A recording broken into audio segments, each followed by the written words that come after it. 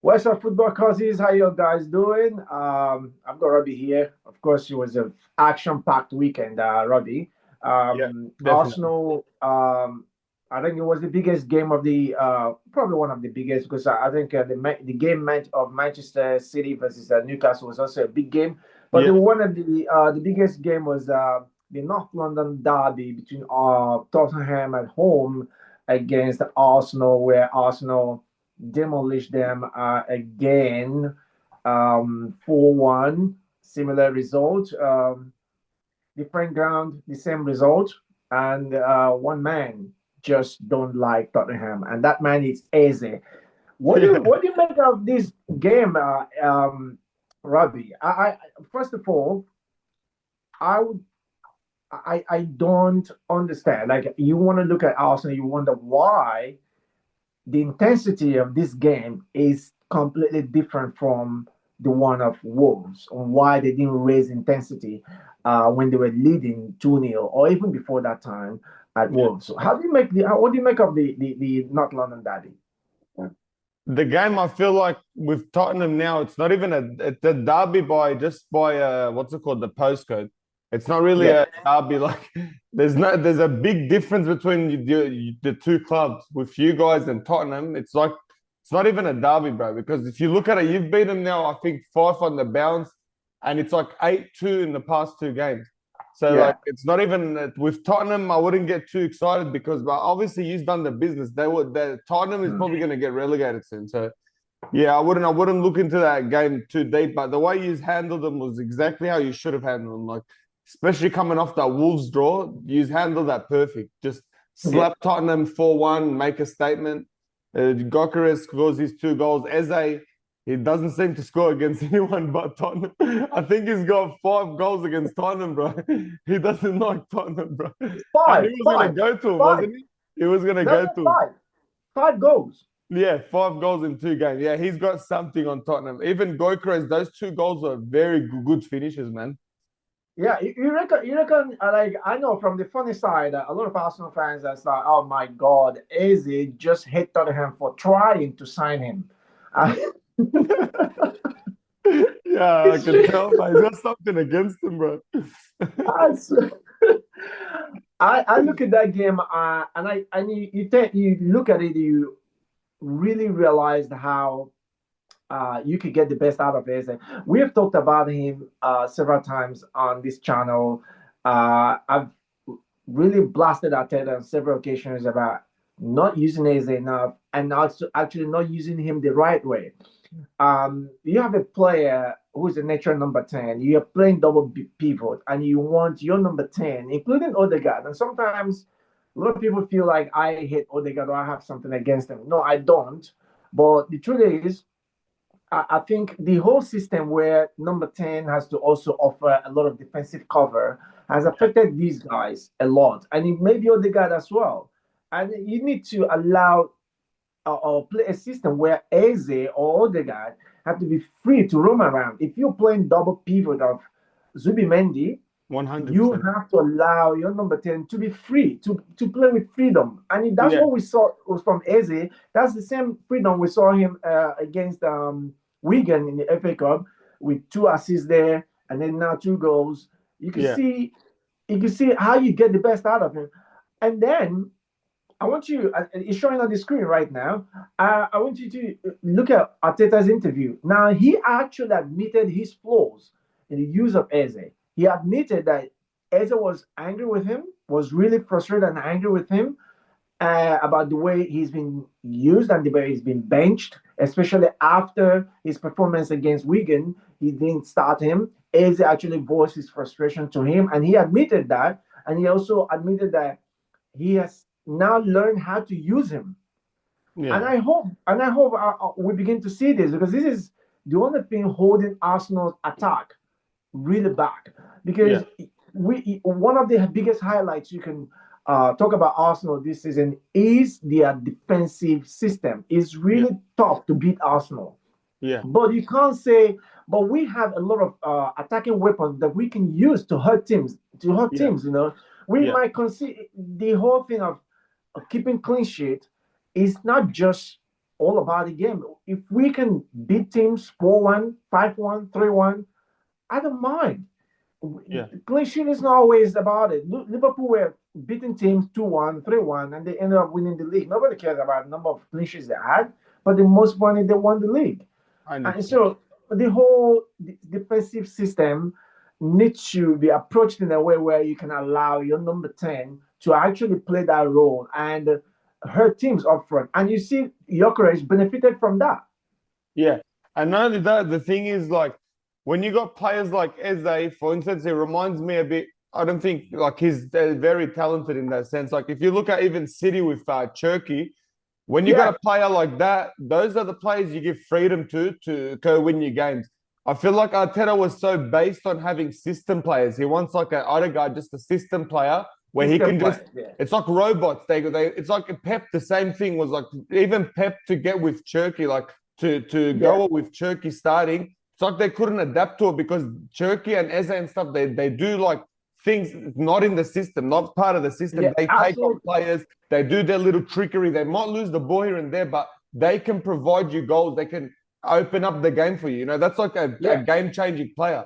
But I feel like now 100%. that Arteta's probably seeing Eze, all right, maybe you try to have to adapt to that type of thing. Because when you win games with an Eze and Turkey, you'll smash a team because they can do the extras. You know, they'll take on their player, they'll score, they'll do some little flick. It looks good, you know, when they do it. Not just Yeah, passing the ball around the box, cross it, all right, cut in, shoot, or trying to walk the ball into the net. These guys can change the game. So I feel like if Arteta can work around that and get Eze playing how he plays, because we know Eze is a good player. He can't just be bad overnight, you know 100%. what I mean? So I feel 100%. like, yeah, that's definitely a good thing that if he sees it now, which is very good benefit for you guys, to be honest. 100%. I totally agree. That would be a lot to a big way to help Arsenal with the title challenge. And Yeah. now we move to Manchester United. Of course, this morning, yeah, we're in Australia. For someone in UK and England and But I was Africa, well, of I had to course, listen to it in it's the last morning. night. Yeah, but this morning, Manchester United got away with a 1-0 slim victory against the Everton. Sheshko coming on to slot home the final, the 1-0 win.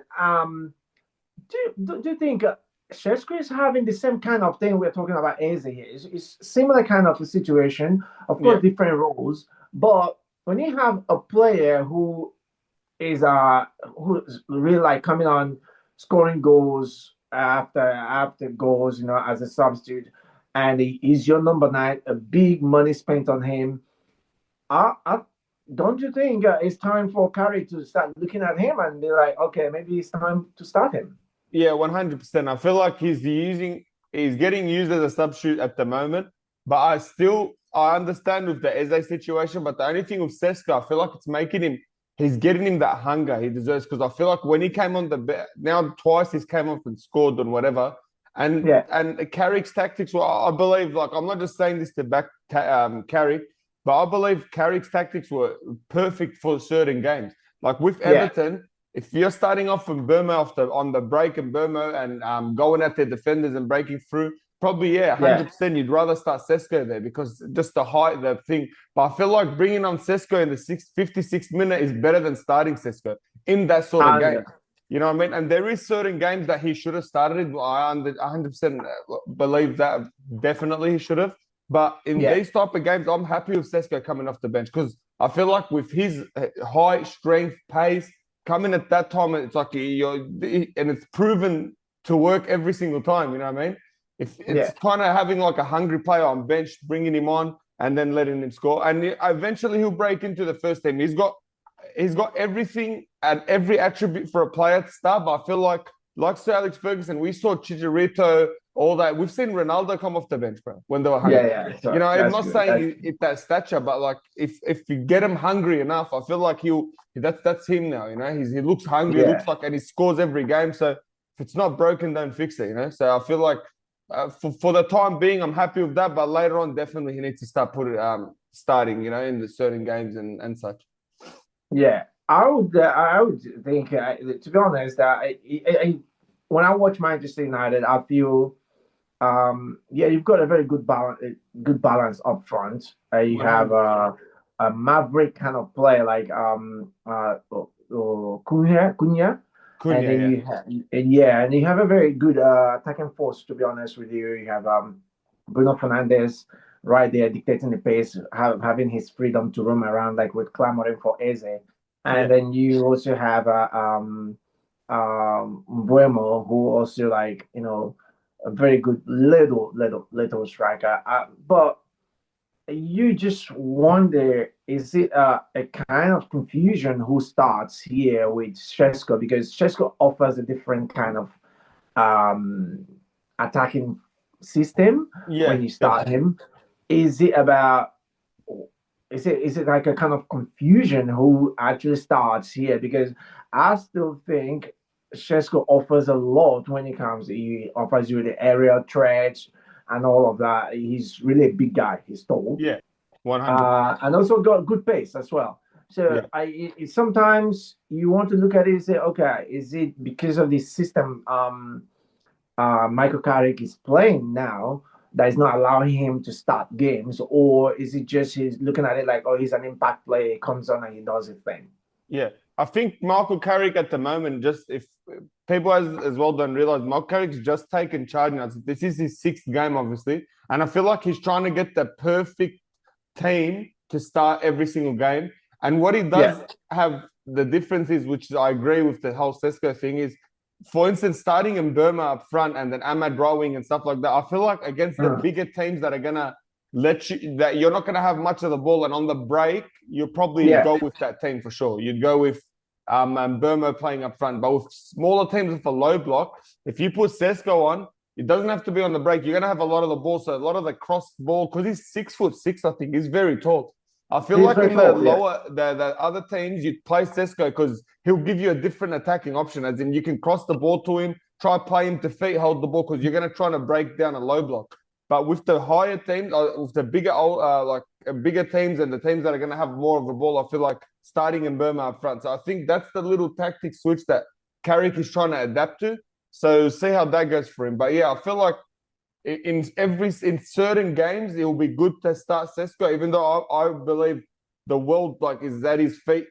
It's gonna be at his feet from how good, like he's got so much talent, but I still feel he's still very young as well. But like definitely for certain games he'll be the right one, and for other games I'd start in Burma there in that position. So. All right, great. Now, something very important, and coming from a Manchester United legend, and he's also a Premier League legend, um, Gary Neville. I Yeah, think I don't know really like how the best way to put this. Gary Neville, sometimes you just wonder, is it like some people get up because of their status as a Premier League as Premier League legend, they get certain jobs and that they are not qualified for. Because I see him, he was one of the commentators for this game, Tottenham versus Arsenal, and when Gyökeres scored the second goal, giving Arsenal 2-1 lead, and the celebration, and you could hear um, Gary Neville saying, "Don't celebrate too much now. Get back into the game." Blah blah blah blah blah. I don't understand this whole like it's not me being an Arsenal fan this time around, but one has to be really honest about it. Is it some kind of agenda against Arsenal or what? Because you have City celebrating like they have won the championship against Liverpool when they won at Anfield. It yeah, went crazy. No one, Gary Neville didn't say, "Oh, listen, you're still trailing 7 points behind Arsenal. Stop this unnecessary celebration. Get back into it." They scored against Newcastle. They celebrated their win against Newcastle. It was crazy. They went wild. They know they're, you know, getting the gap cut. No issues. Gary Neville and the rest of them that have this agenda, mainstream agenda, none of them complain. But now you have Arsenal in a North London derby. It's a derby. It doesn't matter the form Tottenham is in. It doesn't matter the form Manchester United is in. When you're playing a big team, they turn up. They turn up. Even if they have crippled players, they turn up. It's a North London derby, and then you just came back from uh, halftime, and then giving your team a lead. And Gary Neville's problem suddenly is about the celebration. They should cut it short and get back into it. I don't understand what's wrong with this man. I don't It's understand, too especially that it's a much. derby. What do you mean? You just put your team up front after the halftime. Well, I don't understand. No, why wouldn't you celebrate? I'd rub it in even more. I'd take my time. But it's a celebration is celebrating the goal and also rubbing in the opponent's face. Sometimes you go on Absolutely. laughing at him, just something just to get him triggered. I haven't Absolutely. seen it properly now that you're telling me. But if he said that, yeah, that's not right. That's definitely nah. Of Absolutely. course, you'd want him to celebrate, man. It's a It's crazy. derby. When you look at even Tottenham, their equalizer, they don't went crazy. Tottenham is actually staring at relegation, Yeah, but they got equalized against Arsenal. They went wild. It's not London derby, for goodness sake. You have no reason to tell Arsenal players not to celebrate. They are leading. It's not like they okay. I would be mad if Arsenal players got an equalizer 5 minutes to go and they're going to equalize and they're celebrating. No, I want you to pick the ball, get back and see if you can win the game. But yeah, the game is still alive. It's still exactly. alive. It's still 46 minutes. And Arsenal just scored a wonderful goal by Gyökeres, and they celebrate. And you have problem with this. You have no problem. It's ridiculous. I don't know. Like um, there's so many things really wrong with Premier League and the whole agenda about Arsenal. When fans celebrate or they get mad. I remember the days of what's the politician? What is his name? Zinchenko. Zinchenko. Zinchenko, when he was at Arsenal, he even got a letter from Premier League officials. An official Wow. letter about his celebration that he's celebrating too much. What is this? Let's go. It It's makes no sense. ridiculous. And bro, Sorry? speaking of Tottenham as well, you know, this is something. This is so away from football. Yeah, Yeah. Xavi Simmons, that baby alien looking guy. Yeah, that guy is the only person in the world, not in only football, is the guy that he looks like he's crying 24/7, bro. That guy's face, bro. I was watching him the other day. Thought I was tripping out. Yeah, I was looking at him, bro. Have you seen how he's always sooking, bro? And I can't stand looking at people like that, bro. The whole time, this guy's meant to be a wonder boy, yeah, bro. Like a baby Did you alien. see how much times you stripped him of possession, Arsenal, to Xavi Simmons, and he's meant to be the wonder boy, the up and coming. Oh, what a player! Mm. Bro, you guys, I reckon he's one of the scrubbiest worst players in the Premier League, bro. Oh, no, This is not man. for him. The Premier League's not for No, that guy, bro. no. This league is not for him. It's not for him. And Bro, talking he's about so bad. Tottenham, talking about Tottenham, I think it's more likely that they get relegated than they actually stay Yeah. up. West Ham's It's in good like, form. no, they're West Ham not. is they're in very good form. They can actually go on top of Tottenham and fight maybe. But hey, bro, Tottenham getting relegated is for you guys. That's 6 points. That's 6 points out of the league. You'd rather keep them in the league so you can get 6 points next year, I'm guaranteed as well. Because he's beat them every time anyway. So it's a six It's points that you need. ridiculous. It's ridiculous. Now, Robbie, we're gonna give time here. But what is your final prediction to Premier League title? We have about I think about 10 or 11 games now left.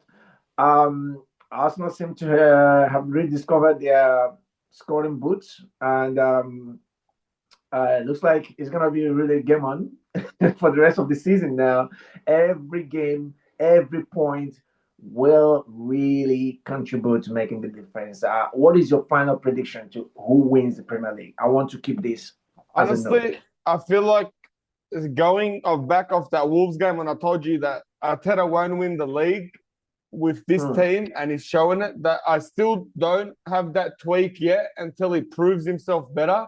Reason Hmm. being is beating Tottenham should I definitely gives confidence for the team. You smashed them, whatever. But these last games, in the next 5 games, you'd know who wins the league. I feel like the next 5 games. And what Yeah, Arsenal do, what City do in those 5 games will decide the league, I reckon. I reckon it's going to be a very close one, closer than we think. absolutely. What I about you? totally Obviously, agree. reckon Arsenal will get over the line this time? I reckon they might. Like you can see flashes that show that these guys don't want it. I think if Ateta could just allow them play football up front, like you can tighten up, of course, but Yeah. allow these guys to express themselves up front. I think we've got enough talent to kill teams off. We've got Yeah. enough talent to beat teams and really push for the title. I'm not losing hope. I'm still very hopeful. I still believe there'll be a lot of dramas along the way. City can still drop points here and there. You never know. Yeah, 100%. They've shown that this season. They showed that last season as well. So it's not over for Arsenal. They're still 5 points, and City have a game at hand. Until they win that game, you can't call it 2 points. So I'm pretty optimistic. I just hope the coach himself, the manager himself, keep to the tactics he used in this game. The intensity was really high.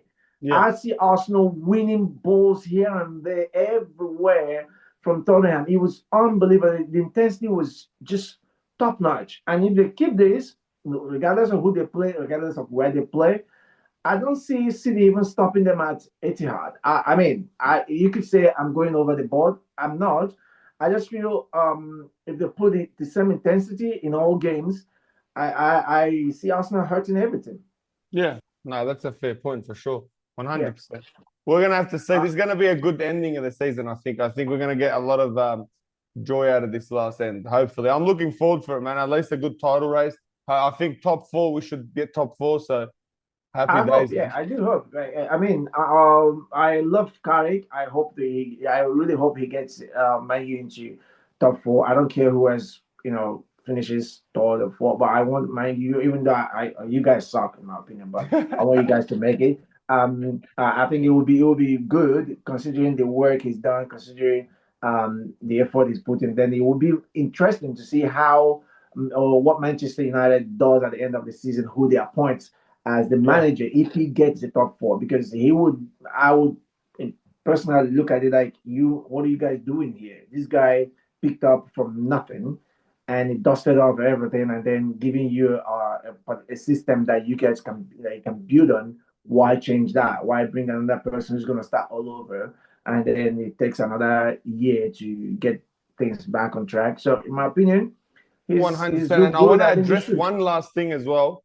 Yeah, This is addressing the Manchester United fans because I was getting a lot of messages at 0-0 against what's it called this morning. So I was getting yeah, at 0-0. They were telling me and messaging obviously against Everton. People were saying to me, "Oh, Carrick's got it all wrong. Carrick's this, Carrick that." I just want to tell all the United fans, you guys at a certain point were Ruben Amorim in. So you were backing a guy that was getting 1 win a month, okay? You were backing a guy that literally lost us a Europa League against the worst Tottenham side I've seen in my life. And you are that here getting giddy saying to me that, Carrick's got this all wrong. He's got 6 games. We've won every single one of them and drew one only, so he's not lost yet. But you just want to get giddy now about anything Carrick does to go against him. If you want to back your manager, back your manager. He's winning games. And these guys are sitting there waiting on, I told you that, he's not good enough. He's getting us to top four. He's doing everything that's a task asked about him. If we end up getting a world-class manager and Carrick walks off the job, fair enough, back him. But this guy's literally got us four wins, a draw, and another win. So get it behind him. I swear, because it's getting so annoying. These are the same guys that Manchester United fans that were telling me Ruben Amorim's changed the club. Ruben Amorim done this. Ruben Amorim done that. Well, you were backing a guy that was 1 win a month. We'll fucking 15th at a point. But now they're going to get giddy about, Carrick, this, Carrick that. We're in top four. 3 points clear now in top four. Haven't lost the game in the past 6, but they want to get, maybe this, maybe that. And that guy that's going to cut his hair, fucking send him to somewhere else. I don't give a fuck about that weird looking tree cunt. That's it. That's all I'd say. Sorry, but I get emotional, but it does my head in, man. Like the people, they get so giddy with it, like, but appreciate what he's doing, they're so against it. It's like we're absolutely. against ourselves. Absolutely. And that's where we'll draw the curtains tonight. Robbie, thank you for joining in. And No worries, brother. guys, thank you. Thank you for supporting the channel. Please just look down there, hit that like button, and hit that subscribe button. And Yes, please, please guys. leave your comment. Tell us what you think about who finishes as the champions of the Premier League this season. Is a Yeah. prediction. We might decide to give something away to who wins it. Just Yeah, drop you the never comment. know. Comment all your Well, what you reckon will win. Like, subscribe, and thank you so much for your support, guys. thank you guys. Robbie, I'll see you, and we'll come back for the preview of the next games. All right. Yeah, Thank you 100%. guys, and I'll have a good day. All right. Thanks, guys. Have a good one, JP.